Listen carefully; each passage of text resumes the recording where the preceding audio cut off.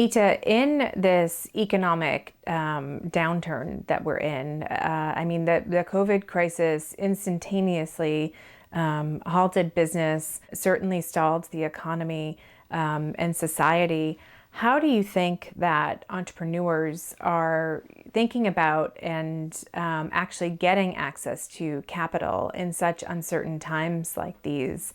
And, more specifically, thinking about, Black and Latinx female-founded companies, do you think that we're at risk for slipping back on some of the incremental gains that we made in 2019? Well, it's so interesting. I mean, venture capital it's difficult to raise venture capital no matter what the economic stance is. A very, very small percentage of companies will actually ever raise venture capital. That was true before January, February, March, and now post the world that we're in right now, it's even more true. When I think about where we were in January and where we are now, like we at GingerBread, right now, our stance is we are trying to get our arms around where the bottom is. Are we at the bottom? When can we see a light at the end of the tunnel? And until such a point, we are not making new investments. We are spending our time focused on our existing portfolio companies, talking to them daily to help them figure out how they're going to navigate. In the venture capital world, it's always usually talked about growth, growth, growth. Right now, I think the conversations that you're having across the board with existing portfolios or people that are seeking capital, it is just survive. Nobody needs to see you kind of shoot through the moon or expecting that. People just want you to be around come hopefully like September. These are the shock to the system that has come at this point is incredible. And so it's going to be hard for male, female, any kind of founder looking to raise new capital right now. It'll be difficult. It's not going to be impossible because there are some firms out there, especially some seed firms, where they look to be that first money in.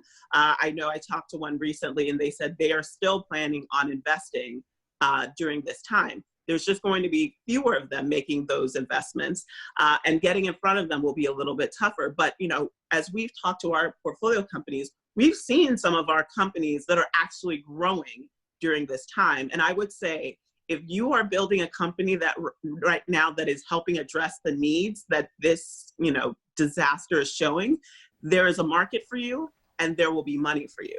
So if your product is truly necessary in a severe environment like this, you will find funding. I mean, we have one in our portfolio company, Incredible Health, and she got funded by Andreessen at the end of last year, but it's a platform for nurses.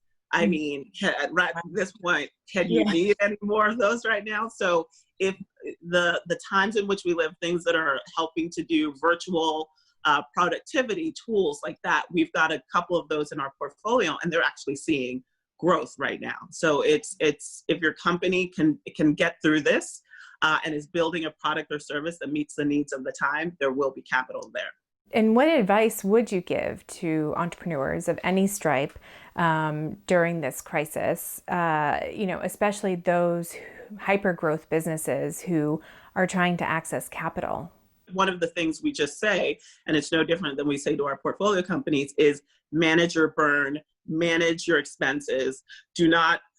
This is not the time to roll out that new product if it's not going to be really hitting the needs of the market right now. Conserving cash and making it through to the other side is what needs to be done. And then being, voraciously reading what is the government, what is the CARES Act, what are the things that are available to you, and apply for those. Get in front of those as soon as possible and get as much non-dilutive access to capital that you can get so that you can weather the storm. But it's really about minimizing expenses, keeping your teams lean, and really understanding that investors will be understanding of, this hockey stick. Nobody needs to see a hockey stick right now. They just want to see how do you the companies that manage through this and be poised to be on the other side when things return will be the ones and the leaders that are going to be the ones that we want to see build these kind of companies. Because everybody talks about, '09 and how Uber and Rent the Runway and all of these other companies came out of the leanest of times. So I think it'll be no different, that there will be a crop of companies that come out of this disastrous moment that are in that will fundamentally shape the next decade or two of innovation.